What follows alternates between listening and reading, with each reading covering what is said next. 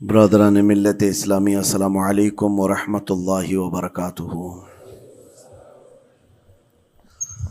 الحمد للہ وکفا وسلام علی حبیبہ المصطفیٰ، اما بعد فاعوذ باللہ من الشیطان الرجیم، بسم اللہ الرحمن الرحیم۔ فبما رحمۃ من اللہ لنت لهم ولو كنت فظا غلیظ القلب لانفضوا من حولک، صدق اللہ مولانا العظیم۔ بارگاہ رسالت معاب صلی اللہ تعالی علیہ وسلم میں درود پاک کا ہدیہ پیش کریں۔ اللہم صلی علی سیدنا و مولانا محمد معدن الجود والکرم وآلہ واصحابہ الکرام وابنہ الکریم وبارک وسلم صلاة دائمة سرمدا ابدا۔ عزیزان گرامی وقار، انسان کو اللہ تبارک و تعالیٰ نے جو خصوصیات عطا کی ہیں، اس میں خاص طور پر زبان اور بیان کی خصوصیت بہت اہم ہے۔ شیخ سعدی رحمۃ اللہ تعالی علیہ فرماتے ہیں، تا مرد سخن نہ گفتہ باشد، عیب و ہنرش نہ ہفتہ باشد۔ جب تک آدمی بات نہیں کرتا، اس کی اچھائی بھی چھپی رہتی ہے، برائی بھی چھپی رہتی ہے۔ انسان اپنے کلام سے، اپنی بات سے سمجھ میں آ جاتا ہے کہ کس کیٹیگری کا ہے، کس لیول کا ہے۔ اس کی گفتگو کے آداب اس کی حقیقت بتاتے ہیں، بلکہ یہاں تک کہ اس کے نسب کا بھی پتہ لگا لیا جاتا ہے اور اس کی تربیت کا بھی اندازہ ہو جاتا ہے۔ حضرت لقمان حکیم سے پوچھا گیا نیکی کس کا نام ہے، تو آپ نے فرمایا دو چیزیں اور بہت چھوٹی ہیں۔ نیکی دو چیزیں ہیں جو بہت چھوٹی ہیں۔ کہا کیا ہے؟ کہا کہ ملاقات میں لوگ اپنے بھائیوں سے مسکرانا اور نرم گفتگو کرنا۔ ساری نیکیوں کی جڑ ہے یہ، نرم گفتگو کرنا اور لوگوں سے خندہ پیشانی کے ساتھ مسکرا کر ملاقات کرنا۔ لیکن میرے عزیزو، یہ دو چیزیں بناوٹی تو بہت سارے لوگوں کے ساتھ آ سکتی ہیں، اخلاق تصنع جس کو کہتے ہیں، تکلف کے ساتھ بہت سارے لوگوں کے ساتھ آ سکتی ہیں، لیکن حقیقت میں جس انسان کی طبیعت میں یہ دو چیزیں ہونی چاہیے، وہ کب سمجھ میں آتی ہیں؟ اس وقت جو مولا علی کرم اللہ وجہہ الکریم نے فرمایا، کسی انسان کو اس کی حقیقت دیکھنا ہو تو غصے کے عالم میں اسے دیکھو۔ وہ اپنے آپے سے باہر ہوتا ہے یا اپنے مزاج کے خلاف کس طرح بات کو سن کر کے تحمل رکھتا ہے۔ سب سے بڑا پہلوان وہ ہے جس نے اپنے غصے کو کنٹرول کیا اور اپنی زبان پر قابو پا لیا، ورنہ یہ وہ لمحہ ہے جب انسان پھٹ پڑتا ہے، جو دل کے اندر ہے سب کہہ جاتا ہے۔ آپ کو میں بتاؤں، نبی کریم صلی اللہ تعالیٰ علیہ وسلم کے عظیم اخلاق کریمہ، بخاری شریف کی حدیث ہے، حضور مسجد نبوی میں تشریف فرما ہے۔ اس وقت مسجد نبوی، آج ہو سکتا ہے آپ کے ذہن میں جو امیج ہے مسجد نبوی کی، بہت بڑی عالی شان مسجد، لیکن وہ زمانہ نبوی میں اس طرح کی نہیں ہے۔ کچی دیواریں تھی، اوپر چھپر کے چھت پڑے ہوئے تھے اور مٹی کی زمین تھی۔ یہ مسجد نبوی کی شکل اس زمانے میں حضور اکرم صلی اللہ تعالیٰ علیہ وسلم اپنے صحابہ کے ساتھ بیٹھے ہیں۔ ایک دیہات کا رہنے والا شخص آیا۔ ایک بات یاد رکھیں کہ دیہات میں، گاؤں میں رہنے والوں کے اخلاق اور تمیز میں بڑا فرق ہوتا ہے، ان کے ہاں آداب کی کمی ہوتی ہے۔ وہ شخص آیا اور مسجد نبوی میں آ کر حضور صلی اللہ علیہ وسلم سے کچھ بات چیت کیا اور تھوڑی دیر کے بعد مسجد میں ہی کھڑے ہو کر پیشاب کرنا شروع کیا۔ بخاری شریف میں یہ حدیث موجود ہے۔ جب مسجد نبوی میں کھڑے ہو کر پیشاب کرے تو صحابہ اکرام سب دیکھ کر کے دوڑانے لگ گئے، خذوہ خذوہ، پکڑو اس کو، پکڑو اس کو، اور صحابہ دوڑاتے تھے، وہ پیشاب کرتے ہوئے بھاگتا تھا پوری مسجد میں۔ نبی پاک صلی اللہ تعالی علیہ وسلم نے فرمایا دعوہ، چھوڑ دو اس کو، کر لینے دو، پیشاب کر رہا ہے مسجد میں، چھوڑ دو اس کو۔ جب وہ صحابہ اکرام حضور کا حکم سنتے ہیں، سب پیچھے ہٹ گئے۔ تھوڑی دیر کے بعد نبی کریم صلی اللہ تعالیٰ علیہ وسلم نے صحابہ سے فرمایا پانی کے ڈول بھر کر کے لائے جائیں۔ صحابہ سے ہی منگوایا، پانی کے ڈول بھر کر کے لائے گیا اور مسجد نبوی کے میدان میں فرش پر بہایا گیا اور صاف کیا گیا۔ اب وہ شخص نہایت ہی ڈرا سہما کھڑا تھا، میرے ساتھ کیا ہوگا پتہ نہیں، میں نے پیشاب کیا، اب مجھے یہ لوگ قتل کر ڈالیں۔ نبی کریم صلی اللہ تعالی علیہ وسلم نے قریب بلایا اور فرمایا، نہایت نرم گفتگو کے ساتھ حضور فرماتے ہیں، یہ اللہ کا گھر ہے، یہاں پیشاب نہیں پیشانیاں رکھی جاتی ہیں۔ بس یہ جملہ ہے، بخاری شریف میں موجود ہے، یہاں عبادت کی جاتی ہے۔ اتنا کہہ کر رخصت ہو گئے، رخصت کر دیا۔ وہ دیہات سے آیا ہوا جو نوجوان تھا یا شخص تھا، باہر نکلتے ہی وہ کلمہ طیبہ پڑھ کر حضور کی غلامی میں شامل ہوا۔ میں نے وہ بلند عالی اخلاق نہیں دیکھے۔ نبی کریم صلی اللہ علیہ وسلم کے بارے میں قرآن کہتا ہے، فَبِمَا رَحْمَةٍ مِّنَ اللَّهِ لِنْتَ لَهُمْ، اللہ کی رحمت سے آپ لوگوں کے لیے نرم ہیں، اس لیے لوگ آپ کے ارد گرد لگے ہوئے رہتے ہیں۔ وَلَوْ كُنْتَ فَظًّا غَلِيظَ الْقَلْبِ لَانفَضُّوا مِنْ حَوْلِكَ، اے رسول اگر آپ سخت دل ہو جائیں تو پھر یہ سب چھٹ جائیں گے، آپ سے دور ہو جائیں گے۔ اس رسول کے لیے جب کہا گیا ہے کہ اگر آپ سخت ہو جائیں تو لوگ چھوڑ کر کے دور ہو جائیں گے، تو ہمارے اور آپ کے لیے کس قدر لہجے کی پابندی ضروری ہے۔ ہاں عزیزان گرام وقار، اپنی گفتگو، اپنے کلام، اپنی بات چیت سے آپ اپنے سلیقے بتاتے ہیں۔ گالی گلوچ کرتے ہوئے جن کی صبح شامیں ہوتی ہیں، ان کو دیکھ کر کے ہی پہچان میں آ جاتا ہے کس گھر سے یہ تعلق رکھتا ہے، کہاں ان کی تربیت ہوئی ہے، کس طرح ان کے آداب سکھائے گئے۔ اسی لیے میرے عزیزو، بچوں کو آوارہ بھی نہ چھوڑ دینا کہ وہ اپنی زبان گلی کوچوں سے سیکھ کر کے جائیں۔ کل کو ہوگا یہ کہ اس کی زبان کی وجہ سے لوگ تمہیں تان و تشنی کریں گے، اس کا باپ ایسا ہوگا اس لیے بچہ ایسا ہے، اس کی ماں اس طرح ہوگی اس لیے اس کی گفتگو ایسی ہے۔ کیونکہ موسٹلی زیادہ طور پر بچے اپنے ماں باپ کے اخلاق کو نقل کرتے ہیں، ٹرانسفر ہوتی چلی جاتی ہیں۔ ایک بار حضور اکرم صلی اللہ تعالی علیہ وسلم مسجد نبوی سے باہر نکل کر جا رہے ہیں۔ توجہ میرے عزیز ہو، اخلاق کہاں دکھانے چاہیے اور ہماری بات چیت کے انداز ہمیں کہاں ہونا چاہیے، میں آپ کو بتاؤں۔ حضور تشریف لے کر جا رہے ہیں، صحابہ اکرام کھڑے تھے، حضور کے اطراف مدینہ طیبہ کی ایک بوڑھی خاتون جس کا ذہنی توازن کھویا ہوا ہے، یعنی وہ دماغی طور پر ڈسیبل ہے، اور وہ آئی جا رہی تھی۔ لوگ جب بھی اس کو دیکھتے راستہ کاٹ لیتے، وہ جس کو بھی پکڑتی تھی سنانا شروع کرتی تھی، جو منہ میں آئے بکنے لگ جائے، اور لوگوں کو تنگی محسوس ہونے لگتی۔ صحابہ نے دیکھا کہ یہ عورت آ رہی ہے، حضور کی طرف آ رہی ہے، سب نے حضور صلی اللہ علیہ وسلم کو گھیر لیا، اس کا راستہ روکنے کے لیے اب آئے گی۔ اور نبی کریم صلی اللہ علیہ وسلم کے پاس اگر زبان درازی کرنے لگ جائے، پاگل عورت ہے، اور بک بک کرنے لگ جائے، حضور پاک صلی اللہ علیہ وسلم کے ادب میں کہیں کمی نہ آ جائے۔ صحابہ کا یہ ہمیشہ اہتمام رہتا۔ حضور اکرم صلی اللہ علیہ وسلم نے دیکھا تو صحابہ سے کہا، ہٹ جاؤ، اس کو آنے دو، ہٹ جاؤ، اس کا راستہ چھوڑ دو۔ صحابہ نے کہا، یا رسول اللہ صلی اللہ علیہ وسلم، اس کا ذہنی توازن ٹھیک نہیں ہے، دماغی طور پر وہ عورت ٹھیک نہیں ہے، وہ آئے گی اور لمبی باتیں کرتی ہے، لا یعنی باتیں کرتی ہے، کہیں آپ کی شان پاک میں کوئی گستاخی نہ ہو جائے۔ صحابہ روک رہے تھے، حضور پاک صلی اللہ علیہ وسلم نے سختی سے فرمایا، ارشاد فرمایا، ہٹ جاؤ، اس کا راستہ چھوڑ دو، مجھے پتا ہے پورے مدینے میں اس کی کوئی نہیں سنتا، میں بھی نہ سنوں تو کس کو سنائے گی، اگر میں بھی نہ سنوں تو وہ کس کو سنائے گی۔ یہ میرے مصطفیٰ کریم صلی اللہ تعالی علیہ وسلم کے دربار عالی جاہ کی وہ بلند اخلاق کریمانہ کی ایک مثال ہے، جس کو خود میرے آقا نے فرمایا، بعثت لأتمم مکارم الاخلاق۔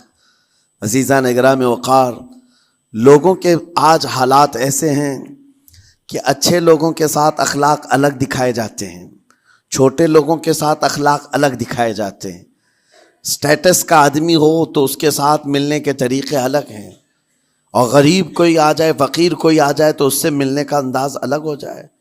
یہ نہ ہو، یہ ہم سب کے لیے نصیحت ہے. اسی ممبئی کی سرزمین پر میں آپ کو بتاؤں، ایک ماہم شریف میں بزرگ حاجی صاحب ہوا کرتے تھے، آج سے تقریباً 10-12 سال پہلے کی. وہ کئی لوگوں سے ایک سوال کرتے تھے پکڑ پکڑ کر کے کہ میرا ایک سوال ہے، آپ جواب دیں گے، میرا ایک سوال ہے. کئی علماء سے انہوں نے پوچھا، مجھ سے بھی انہوں نے، جب میں نیا تھا مصر سے پڑھ کر کے آیا تھا، میرے پاس آ کر کہا کافی سالوں سے میرے ذہن میں ایک سوال ہوتا ہے، میں آپ سے بھی پوچھنا چاہتا ہوں. کہا بتائیے کیا ہے. کہا میں حضور سرکار مجاہد ملت رحمت اللہ علیہ کا مرید ہوں.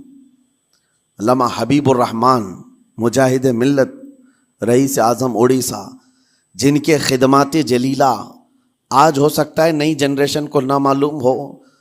ان کا لقب ہے مجاہد ملت، جنہوں نے سنیت کی بقا کے لیے اپنا تن من دھن سب قربان کیا تھا. وہ مجاہد ملت عظیم بزرگ ولی کامل ہے. یہ حاجی صاحب کہتے ہیں کہ میں ایک نارمل آدمی تھا، کڑیا تھا، یعنی گھر بنانے کا کام کرتا تھا. جب وہ ممبئی تشریف لاتے تو دوڑ کر کے ہر جگہ سے لوگ ملنے آتے. میں بھی گیا تھا، اور اس وقت میں جوان تھا. حضور مجاہد ملت رحمت اللہ علیہ کی بات وہ بتا رہے ہیں کہ لوگ لائن لگا کر کے مصافحہ کر رہے تھے، مل رہے تھے. جب مل رہے تھے تو پھر میرا نمبر آیا، میں ملنے کے لیے گیا. بزرگوں کے سب ہاتھ چومتے ہیں، یہ ہمارے سنیوں کے طریق ہیں. ادب، علماء ذوی الاحترام کے ہاتھوں کا بوسہ لینا یہ مستحسن ہے، یہ ہمارے آداب میں سے، معمولات اہل سنت میں سے. تو جب سب لوگ ان کے دست بوسی کر رہے تھے، ہاتھ چوم رہے تھے، میں بھی قریب گیا، اور جب میرا نمبر آیا میں ہاتھ چومنے کے لیے گیا تو انہوں نے میرا ہاتھ لے کر خود ہی چوم لیا. وہ بزرگ عالی جاہ ولی کامل جن کو دنیا مجاہد ملت کہتی ہے، میرا ہاتھ انہوں نے چوم لیا. اور میرے اندر ایسی پشیمانی تھی کہ میں کیا کروں، سمجھ میں نہیں آیا. میں ایک معمولی سا کڑیا، اور کہاں ان کا مقام، کہاں میرا. تو اس کے بعد وہ اس بے چینی میں رہتے تھے کہ ایسا کیوں کیا، ایسا کیوں کیا، کیونکہ پوچھنے کا موقع ہی نہیں ملا. ایک بزرگ تھے، انہی کے خلیفہ تھے حضور مجاہد ملت کے، انہوں نے اس کا جواب دیا. میرے عزیزوں کیا بہترین جواب تھا. حضرت مجاہد ملت رحمت اللہ تعالی علیہ یہ چاہتے تھے کہ ہزاروں لوگ ہماری تعظیم کرتے ہیں تو کہیں ہمارے دماغ میں بادشاہت کا خیال نہ آئے، ہم غریب اور فقیر کا ہاتھ چوم کر اپنے نفس کی مخالفت بھی کرتے ہیں. اخلاق کریمانہ دکھانے کے لیے اسٹیٹس والوں کے ساتھ ہی نہیں، غربا فقراء کے ساتھ بھی وہ اخلاق ہوں. نبی کریم صلی اللہ تعالی علیہ وسلم کے وہ آداب آج اگر آپ اپنا لیں، بہت ساری کڑوی چیزیں ویسی ختم ہو جائیں. آج ممبئی کی سرزمین پر سب سے بڑا یہ چیلنج ہے بات کرنے میں. نوجوانوں کے تو آج پارے چڑھے ہوئے ہوتے ہیں، ان سے کوئی بھی بات کر لے، جس تیور میں یہ بات کرتے ہیں ایسا لگتا ہے کہ ابھی لڑائی ہو جائے گی، ابھی جھگڑا ہو جائے گا. اس کی عادت سی بن گئی ہے. آپ کو پتہ ہے فرمایا گیا، عربی کا قول ہے جراحت السنان لها التیام ولا یلتام ما جرح اللسان. تلوار سے، چاقو سے دیا ہوا زخم سوکھ سکتا ہے، زبان سے دیا ہوا زخم کبھی نہیں سوکھتا. زبان سے دیا ہوا زخم نہیں سوکھتا. بولنے سے پہلے 1000 بار اس بات کو خیال ہونا چاہیے کہ میں جس کو بول رہا ہوں کہیں اس کا دل چھلنی تو نہیں ہو جائے. میری زبان یہ ہوتی 50 گرام کی چھوٹی زبان ہے، لیکن بڑے بڑے لوگوں کے کلیجے چیر کر رکھتی ہے، بڑے بڑے لوگوں کے دلوں میں سوراخ کر کے رکھتی ہے، زخمی کر کے رکھتی ہے اس کا استعمال. اسی لیے روایت میں ملتا ہے کہ جب انسان صبح کرتا ہے تو سارے اعضاء، ہاتھ پیر آنکھ کان ناک، سارے اعضاء سب سے پہلے زبان سے یہ عرض کرتے ہیں، اس کی پناہ مانگتے ہیں، کہتے ہیں آج تو صحیح سلامت رہے گی تو ہم سب صحیح سلامت رہیں گے، اور اگر تو پھسل گئی تو عذاب ہم پر بھی ہوگا. زبان بولتی ہے، مار کسی اور کو پڑتی ہے. کوئی زبان کو مارتا نہیں ہے، گالی زبان دیتی ہے، لیکن مار کبھی پیٹھ پہ پڑتی ہے، سر پہ پڑتی ہے، ہر جگہ پڑتی ہے. تو یہ زبان نبی کریم صلی اللہ تعالی علیہ وسلم نے ارشاد فرمایا من یضمن لی ما بین لحیتیہ وما بین، حضور پاک صلی اللہ تعالی علیہ وسلم فرماتے ہیں جس نے دو چیزوں کی ضمانت مجھے دے دی، حفاظت کی، میں اسے اضمن لہ الجنہ، میں اس کو جنت میں لے جانے کی ضمانت دیتا ہوں۔ دو چیزیں کیا ہیں؟ حضور فرماتے ہیں ایک دو جبڑوں کے بیچ میں جو موجود زبان ہے اس کی حفاظت کر لے، اور دو رانوں کے بیچ میں جو شرمگاہ ہے اس کی حفاظت کر لے۔ یہ دو چیزیں جس نے بچا لیا میں اس کو جنت میں لے جانے کی ذمہ داری دیتا ہوں، ضمانت دیتا ہوں۔ اس کا کتنا بڑا کردار ہے، یہ زبان کا کتنا بڑا کردار ہے۔ اور حضور نے ایک بار پکڑ کر کے فرمایا تھا، زبان کو پکڑ کر کے کہا تھا یہ وہ زبان ہے جو انسان کو جنت میں بھی لے جاتی ہے اور دوزخ میں بھی لے جاتی۔ کلمہ کس سے پڑھتے ہیں آپ؟ لا الہ الا اللہ، زبان ہی سے تو پڑھتے ہیں، اسی کلمے نے آپ کو جنت تک پہنچایا۔ اور کافر جو کفر کرتا ہے وہ بھی زبان سے ہی کرتا ہے، اور زبان اسے ہمیشہ کی دوزخ میں لے جاتی ہے۔ اس زبان کو چلانے سے پہلے 1000 بار سوچ لیں کہ آج لہجوں کی سختیاں بڑھتی چلی گئیں، اور آپ کو پتہ ہے قرآن پاک میں رب تعالیٰ نے یہ فرمایا وَلَا تَقُلْ لَهُمَا اُفٍّ وَلَا تَنْهَرْهُمَا، والدین کے بارے میں بچوں کو کیا کہا گیا؟ ان کو اف تک نہ کہو۔ لیکن زبان جب کھلتی ہے نا، ماں باپ کے خلاف نوجوانوں کو ہم نے دیکھا ہے گالی گلوچ کرتے ہوئے اور اتنی بری باتیں کہتے ہوئے، معاذ اللہ۔ عزیزان گرامی وقار، حضور نے تو یہ فرمایا جس نے پلٹ کر کے اپنے ماں اور باپ کو سخت لہجے میں بات کیا یا ان کی نافرمانی کی، حضور فرماتے ہیں میرا دل چاہتا ہے کہ اس کے گھر کو آگ لگا دوں، آگ لگا دوں۔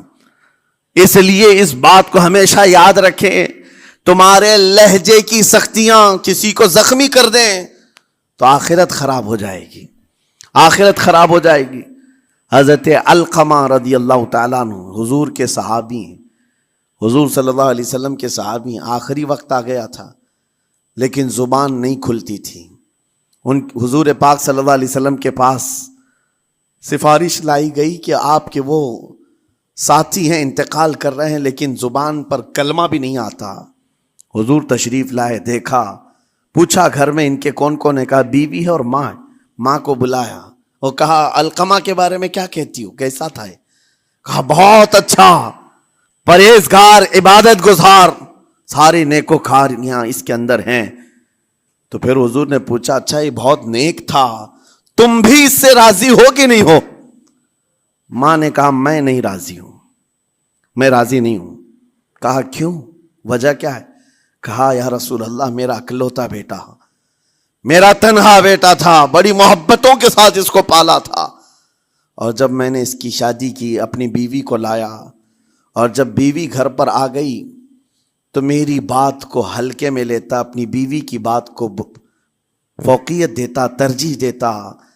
اور اس وقت غالباً یہ باتیں تھی کہ زبان سے کوئی کلمہ ان کے نکلا ہوگا جو بیوی کی حمایت میں تھی، ماں کو تکلیف پہنچ گئی۔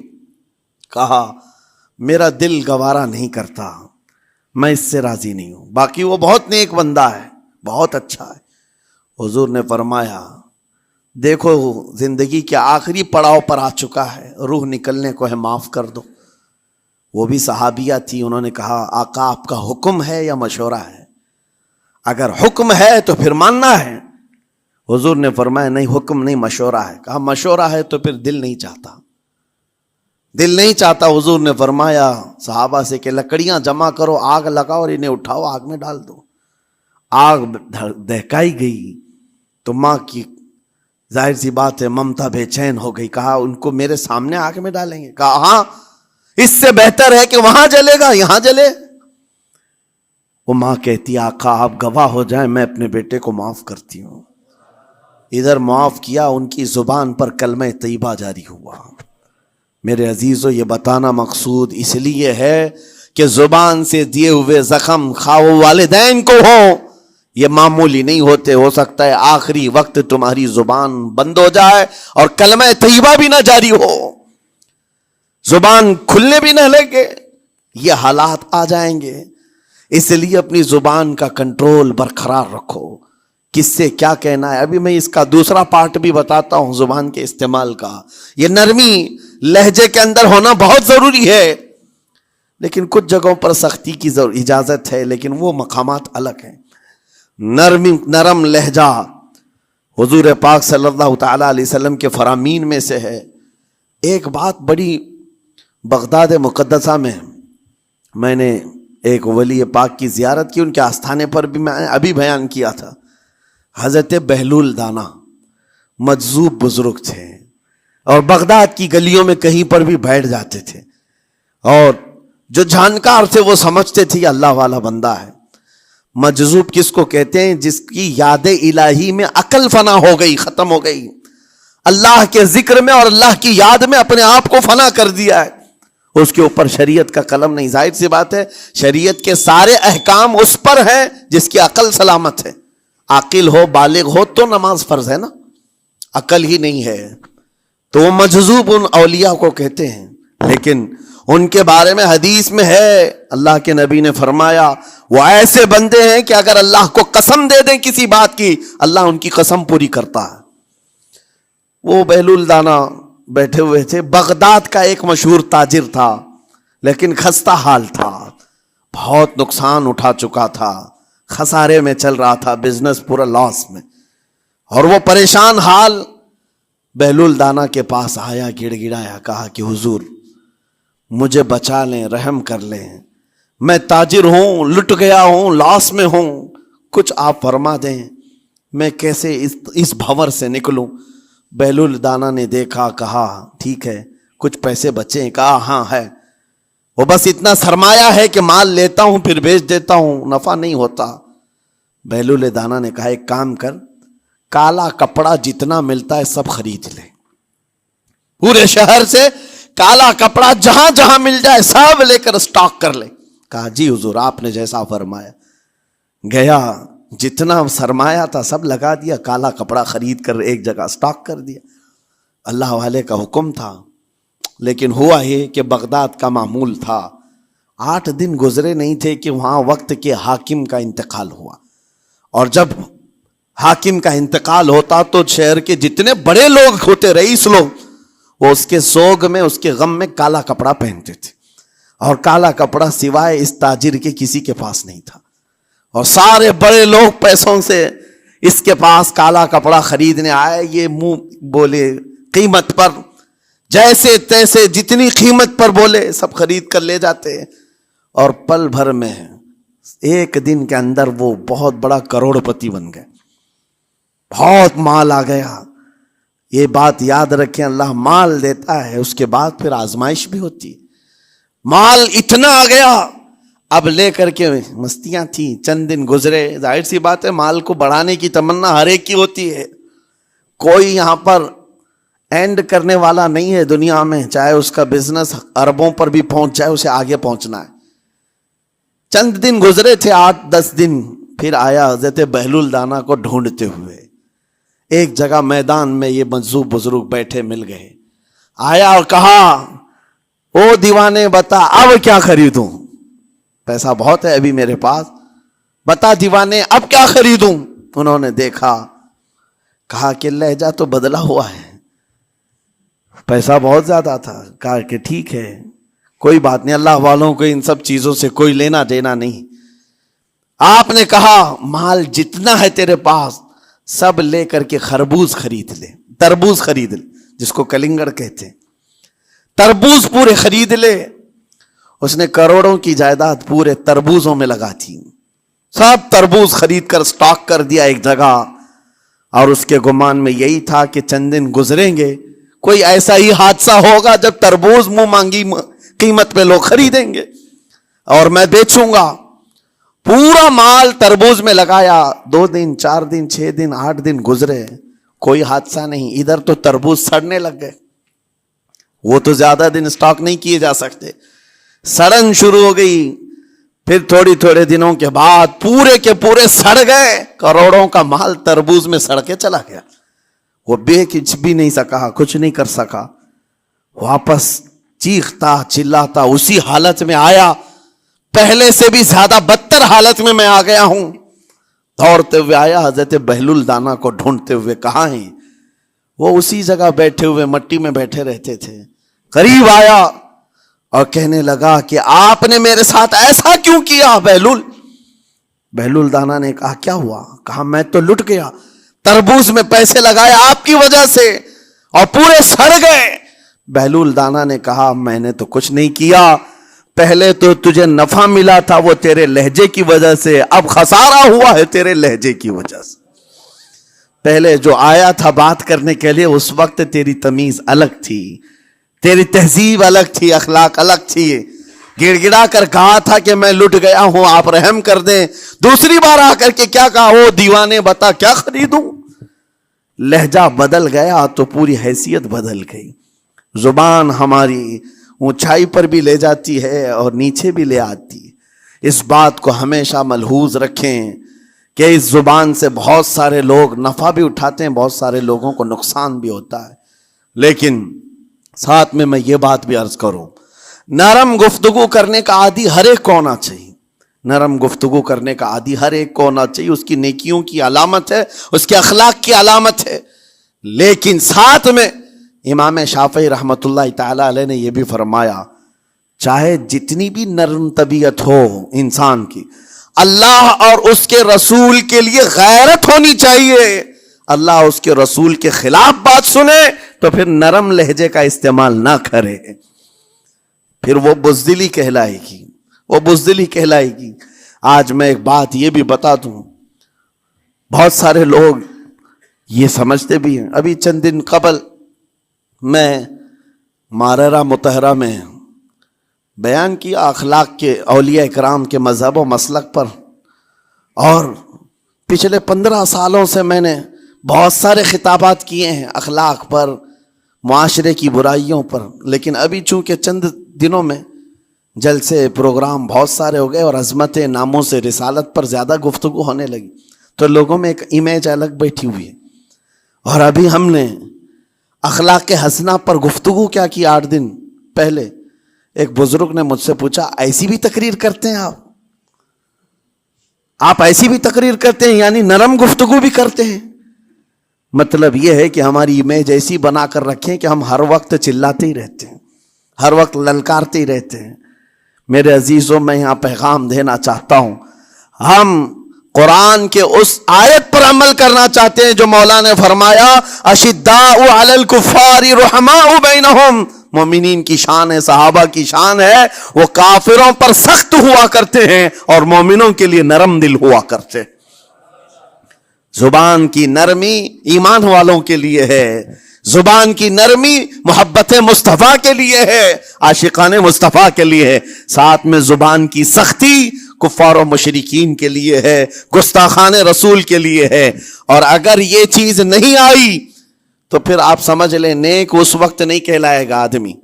بعض لوگوں کو ایسا لگتا ہے نرم بات کرنا چاہیے، نرم گفتگو، بالکل صحیح ہے، یہ اخلاق ہے، لیکن اگر ایسے مقامات پر جہاں تمہارے نبی کو کوئی گالی دے رہا ہو، رب کی شان میں کوئی بھونک رہا ہو، اس وقت تم کہو کہ اخلاق ہے، نرم بات کرنا چاہیے، یہ بے غیرتی ہے، یہ بے غیرتی ہے۔ تمہاری بیوی کو اگر تمہارے سامنے کوئی چھو دے اور اس کے بعد تم ہنس کر کے اس سے کہو ٹھیک ہے جائیے صاحب، آپ کو کہا جائے گا بے غیرت آدمی، بے غیرت آدمی ہے۔ انسان کو اپنی بیوی، اپنی بیٹی، اپنی ماں پر بھی غیرت ہوتی ہے، وہ سنتا نہیں ہے، یہ پیدائشی ہے، فطرت ہے انسان کی۔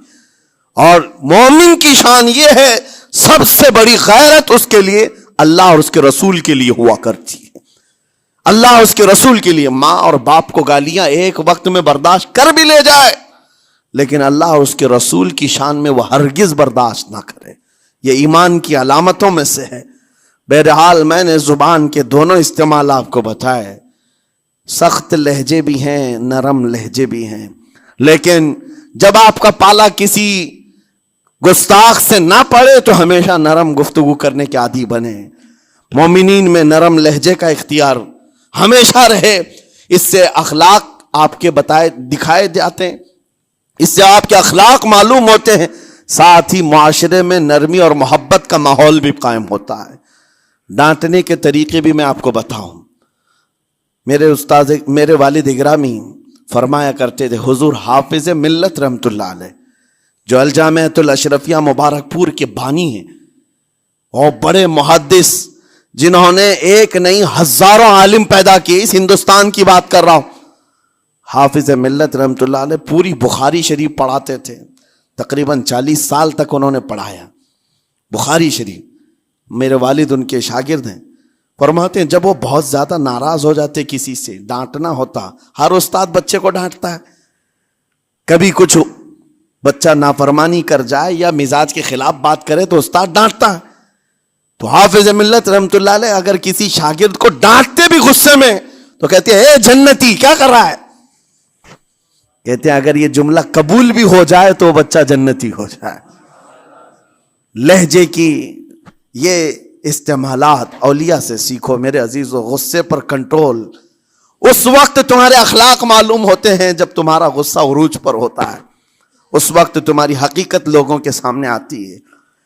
وہ اپنے شاگردوں کو ڈانٹتے بھی تو جنتی کہہ کر ڈانٹتے ہیں، یعنی کوئی گالی نہیں ہے، کوئی برے کلمے نہیں ہیں، بلکہ ایسا جملہ ہے کہ اگر قبول بھی ہو گیا استاد کی زبان سے اس کی تو زندگی وصول ہوگی، اس کا بیڑا پار ہو گیا. ہمارے درمیان ماں باپ کو بھی یہ چاہیے کہ بچوں کو کس طرح کے اخلاق آپ دے رہے. گفتگو کرنے کے متعلق قرآن میں اللہ تعالیٰ نے آداب بتائے ہیں. جب آپ گھروں کے اندر موجود ہوں تو بچوں کے سامنے کس طرح کی گفتگو کیا کریں گے، کیسی بات کریں گے. شوہر اور بیوی جس طرح کی باتیں کر رہے ہیں بچے کے دماغ میں وہ پورا کا پورا چھپتا ہے، ٹرانسفر ہوتا ہے. اسی لیے کہا گیا ایڈلٹ گفتگو کبھی بھی بچوں کے درمیان نہیں کی جائے گی. جو میچورٹی میں نہیں ہے ان بچوں کے سامنے ماں اور باپ بیٹھ کر کے کلام بھی نہ کریں، بات نہ کریں. معاشرہ تو آج ایسا ہے سب پوری فیملی لے کر کے بیٹھے ہوئے ہیں، اور حد تو یہ ہے کہ گندی فلمیں سامنے لگی ہوئی رہتی ہیں. وہ کیسے بچا پاؤ گے؟ 4 سال 5 سال کے بچے کے اندر بھی وہ گفتگو، وہ مکالمات، ایک دوسرے سے بات کرنے کی تمیزیں، وہ سب وہاں سے سیکھتا آ رہا ہے. گھروں کے اندر ماحول کو تبدیل کرنے کے لیے آپ کی اپنی زبان پر کنٹرول اور اپنے بچوں کی تربیت اور ان کی زبان پر کنٹرول بہت ضروری ہے. پھر دیکھنا آپ یہ معاشرہ پیدا کر کے کل کو آپ کا بچہ نکلے گا، اس کی تمیز، اس کے اخلاق پر ہر کوئی اش اش کرے گا. چند دنوں کی محنت ہے آپ کی، لیکن بچے جب سلیقے کے ساتھ گفتگو کریں تو لوگوں کا دل جیت لیا کرتے ہیں. بات کرنے کے آداب ایسے ہیں کہ لوگ دل جیت لیا کرتے ہیں. یہ میرے استاد گرامی مصر کے رہنے والے تھے. جب خطابت ہمیں سکھا رہے تھے گفتگو کرنے کے آداب، تقریر کرنے کے آداب، تو ایک امام غزالی کا قول تھا کلم الناس علی قدر عقولہم، لوگوں سے ان کی عقل کے مطابق بات کرو. اس پر وہ سمجھاتے ہوئے ہمیں ٹریننگ دیتے تھے اور کہتے تھے کہ تمہارے پاس آنے والے کئی طرح کے لوگ ہوں گے. اگر تم امام ہو، اگر داعی ہو، خطیب ہو، مقرر ہو، کوئی غریب گھر سے، کوئی بڑے امیر گھر سے، کوئی پڑھا لکھا آئے گا، کوئی جاہل ہوگا، کوئی بدتمیز بھی ہوگا، کوئی نیکوکار، کوئی گنہگار، سب طرح کے مکس مجموعہ تمہارے پاس ہوگا. ان سے خطاب کرنا، ان سے بات کرنا، کس انداز سے بات کرو گے، کیسے ان سے کلام کرو گے. میرے عزیزو یہ ہمارا اپنا ہنر نہیں ہے. ہم جو آپ کے سامنے گفتگو کر رہے ہیں یہ ہمارا فن نہیں ہے، یہ اپنا پیدا کیا وہ ہنر نہیں ہے. ہمیں سکھایا گیا تھا صرف اور صرف آپ کو اس مجمع سے اور یہ آئے ہوئے جمع غفیر سے بات کرنے کے لیے ایک ہی اسلوب اپنانا ہے. دیکھنا ہے کہ رسول اللہ کیسے بات کیا کرتے تھے. میرے آقا صلی اللہ تعالیٰ علیہ وسلم کا اسلوب اپناؤ. حضور کے خطبے دیکھو، حضور جب خطاب کرتے، ظاہر سی بات ہے مسجد نبوی میں اس وقت بھی لوگ، ہر طرح کے لوگ آتے، دیہات کے بھی تھے، شہر کے بھی تھے، اعلیٰ دماغ والے لوگ اور کئی الگ الگ قسم کے لوگ آتے. حضور کا خطاب سب کے لیے تھا. عزیزان گرامی، ان سنتوں پر عمل کر کے آج آپ اپنے لہجے کو بہتر بنا سکتے ہیں. بس میری گفتگو کا خلاصہ یہی ہے کہ اللہ تعالیٰ ہمیں زبان کا صحیح استعمال عطا فرمائے، ورنہ یہ زبان کی سختیاں اور اس کی کڑواہٹ ہمیں دوزخ میں بھی لے جاتی ہے، دوزخ تک لے جا سکتی ہے. اللہ تعالیٰ اس کی مکاریاں، اس کی عیاریاں اور اس کی شرانگیزیوں سے ہم سب کی حفاظت فرمائے. ساتھ میں یہ بھی میں بتا دوں، وہ زبان پاک نہیں بولتی، وہ زبان پاک نہیں بولتی جو حلال نہیں کھاتی. یہ بھی بزرگوں نے فرمایا ہے، یہ زبان پاک نہیں بولتی جو حلال نہیں کھاتی. اسی سے ہر کچھ گزرتا ہے، اندر پیٹ میں جاتا ہے. حلال لقمے اس سے گزارو تو زبان پاک بولے، اللہ کا ذکر کرے اور تمہیں زبان میں وہ لذت آنے لگ جائے. لیکن اس سے حرام لقمے گزارتے رہو گے، اس کے لہجے کی سختیاں بھی آ جائیں گی، اس کے اندر کڑواہٹ بھی آ جائے گی، گالی گلوچ، یہ سارے استعمالات یہ زبان کرنے لگ جائے گی. کیوں؟ اس سے حرام لقمے جو گزارے جا رہے ہیں. اس چیز کا بھی خیال ضروری ہے. زبان کو جس طرح کا پیٹرول دو گے ویسی چلے گی یہ گاڑی. جس طرح کا ڈیزل اس کے اندر ڈالتے ہو، حرام یا حلال، یہ بہت معنی رکھتا ہے. اور ایک بات یہ بھی سن کر کے چلے ہیں کہ حضرت سلیمان علیہ السلام کے زمانے میں ایک مناظرہ ہوا تھا علماء کا. بعض لوگوں نے کہا کہ انسان کی ایک جماعت تھی، انسان کی زبان افضل ہے، منہ افضل ہے، اس لیے کہ وہ اللہ کا ذکر کرتی ہے. بعض نے کہا کہ نہیں، انسان کے پیچھے کا مقام اچھا ہے، اس سے بہتر ہے. یہ دونوں کی تکرار میں حضرت سلیمان علیہ السلام کے پاس بات آئی، آپ بتائیں. تو ان سے پوچھا تم اتنی بڑی بات کیوں کہہ رہے ہو؟ اس کے پیچھے کا مقام اچھا ہے. کہا کہ اس لیے کہ وہ صرف نجاست نکالتا ہے، وہ صرف نجاست نکالتا ہے، وہ مقام غلاظت باہر کرتا ہے، غلاظت اندر لیتا نہیں. زبان غلاظت اندر بھی لیتی ہے، حرام کھاتی بھی ہے، لوگوں کو زخمی بھی کرتی ہے. ان علماء کی دلیل تھی. تب آپ نے فرمایا بات ٹھیک ہے، جس انسان کا زبان پر کنٹرول نہیں، حرام کھاتا ہو اور بد کلامی کرتا ہو، گالی گلوچ ساری چیزیں کرتا ہو، آپ نے فرمایا اس سے بہتر اس کا پیچھے کا مقام ہے. اور جو انسان کنٹرول رکھتا ہے، حلال کھاتا ہے اور لہجے کی نرمی رکھتا ہے، ظاہر سی بات ہے اس کا منہ ہی افضل ہے، اس کی زبان افضل ہے. اب یہ تو فیصلہ سب کا ہے، کس کو کیا چیز اختیار کرنی ہے. عزیزان گرامی اوقار، یہ بہت بڑی بات ہے جو میں آپ کے سامنے کہہ رہا ہوں. زبان کو اگر کسی دوسری جگہ سے کمپیئر کیا جائے تو لگتا ہوگا نرم، یہ بالکل اچنبے والی بات ہے، عجوبے والی بات ہے، یہ کون سا کمپیریزن ہے. وجہ یہی ہے، بعض لوگوں کو ہم نے اتنا گندا بولتے ہوئے دیکھا ہے. اس سے بہتر ہے کہ وہ نہ بولیں. لوگوں کو زخمی کرتے ہیں، کسی کے مقدسات پر حملے کرتے ہیں. اللہ تعالیٰ ان کے زبان کی شرارتوں سے ہماری حفاظت فرمائے. اور کریم خدا ارحم الراحمین مولا اس چیز سے بھی ہمیں حفاظت فرمائے. قیامت کے دن کچھ لوگ صرف اس لیے پکڑے جائیں گے کہ وہ کچھ نہیں بولتے تھے، لیکن وہ جن کے ساتھ رہتے تھے وہ بولتے تھے، وہ لوگ بولتے تھے، اور ان کی وجہ سے یہ خاموش رہنے والا جو ساتھ میں تھا اسے بھی جہنم میں لے جایا جائے گا. اور وہ اس دن کہے گا پکار کر، یا ویلتا لیتنی لم اتخذ فلانا خلیلا، اے کاش میں فلاں کی دوستی نہیں کیا ہوتا تو اچھا ہوتا، آج میں بچ گیا ہوتا. اپنے ماحول کو بچاؤ، جہاں زبان کی خرابی دیکھو اپنے آپ کو بھی بچاؤ اور اس ماحول سے بھی اپنے کو دور رکھو. اللہ کی بارگاہ میں دعا ہے مولا تعالیٰ اس زبان کو خالص اپنے ذکر میں لگائے اور اپنے حبیب پاک کے ذکر میں لگائے. مولا تعالیٰ ہم کو زبان کی بد کلامیوں سے محفوظ و مامون فرمائے. وآخر دعوانا ان الحمد للہ رب العالمین. السلام علیکم.